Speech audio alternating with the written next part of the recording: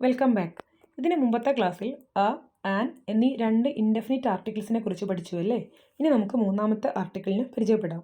The എന്നും the എന്നും പറയും. ഇതിനെ ഡെഫിനിറ്റ് ആർട്ടിക്കിൾ എന്ന് പറയുന്നു. ഒരു ഉദാഹരണം നോക്കാം. I went to a place.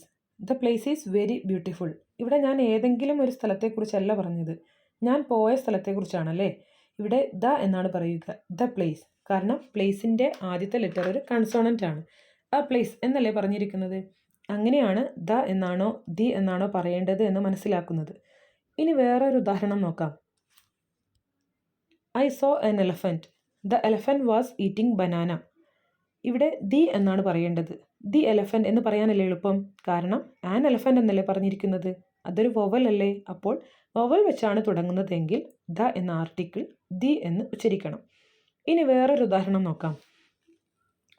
നിങ്ങൾ തന്ന ഗിഫ്റ്റ് എനിക്ക് വളരെ ഇഷ്ടപ്പെട്ടു. ഏതെങ്കിലും ഒരു ഗിഫ്റ്റ് അല്ലല്ലേ, ഒരു പ്രത്യേക ഗിഫ്റ്റ് എന്ന് സ്പെസിഫൈ ചെയ്തിട്ടുണ്ട്, നിങ്ങൾ തന്ന ഗിഫ്റ്റ് എന്ന്.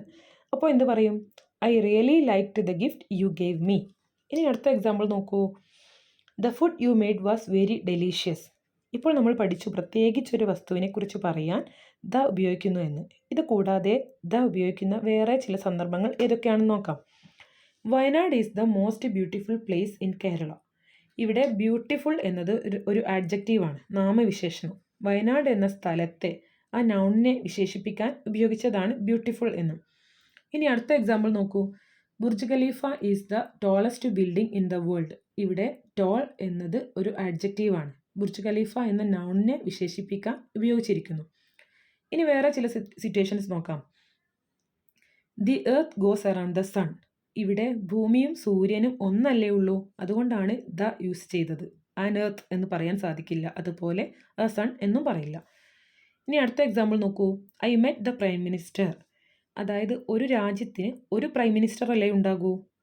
അടുത്ത എക്സാമ്പിൾ നോക്കൂ. I met the principal. ഒരു സ്കൂളിന് ഒരു പ്രിൻസിപ്പാൾ അല്ലേ ഉണ്ടാകൂ, അതുകൊണ്ടാണ് ദ പ്രൈം മിനിസ്റ്റർ അല്ലെങ്കിൽ ദ പ്രിൻസിപ്പാൾ എന്ന് ഉപയോഗിച്ചത്. ഇനി ദ യൂസ് ചെയ്യുന്ന വളരെ പ്രധാനപ്പെട്ട വേറെ ചില സിറ്റുവേഷൻസ് നോക്കാം. അതായത് സംഗീതവുമായി ബന്ധപ്പെട്ട കാര്യങ്ങൾ പറയുമ്പോൾ ദ ഉപയോഗിക്കണം. I like playing the guitar. My daughter place the guitar very well. ഇവിടെ ദ ഗിറ്റാർ എന്ന് ഉപയോഗിച്ചത് കണ്ടോ. അതേപോലെ ചില പേരുകളുടെ കൂടെ ദ ചേർക്കണം. അതായത് മനുഷ്യരുടെ അല്ല കേട്ടോ, വിശുദ്ധ ഗ്രന്ഥങ്ങളുടെ, നദികളുടെ, മലകളുടെ, രാജ്യങ്ങളുടെയൊക്കെ പേരുകൾ വരുമ്പോൾ ദ ചേർക്കണം. ഉദാഹരണം നോക്കാം. The Quran, the Ramayana, the Bible, the Periyar, the Atlantic, the Himalayan mountains, the Sahara, the Amazon. കണ്ടോ ദ ചേർത്ത് പറഞ്ഞത്. സാധാരണ രാജ്യങ്ങളുടെ കൂടെ ദ ഉപയോഗിക്കേണ്ട ആവശ്യമില്ല, ദ ഇന്ത്യ എന്ന് പറയില്ല. പക്ഷേ ചില രാജ്യങ്ങളുടെ പേരുകൾ വരുമ്പോൾ United, union, Emirates, republic, kingdom എന്നിങ്ങനെയുള്ള വാക്കുകൾ വരുമ്പോൾ അവയുടെയൊക്കെ കൂടെ ദ എന്ന ആർട്ടിക്കിൾ ഉപയോഗിക്കണം. ഉദാഹരണം നോക്കൂ. The United kingdom, the United States, the United Arab Emirates, the Irish republic. അതേപോലെ ചില രാജ്യങ്ങളുടെ പേരുകൾ പ്ലൂറൽ ഫോംസിലാണ് വരിക, അവയുടെ കൂടെയും ദ ചേർക്കണം. The Netherlands, the Maldives, the Philippines. കണ്ടോ. ഇനി ഒരു റീജിയനെ കുറിച്ച് പറയുമ്പോൾ അതിൻ്റെ കൂടെയും ദ ചേർത്ത് പറയണം. ദ മിഡിൽ ഈസ്റ്റ് എന്നാണ് പറയുക.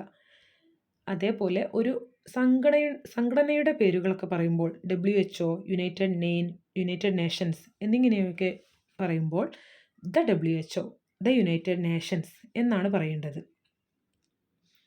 ഇനി ഫേമസ് ബിൽഡിങ്സിൻ്റെ പേരുകൾ വരുമ്പോൾ the Burj Khalifa, the Taj Mahal, the lotus temple, the Dubai frame എന്നാണ് പറയേണ്ടത്.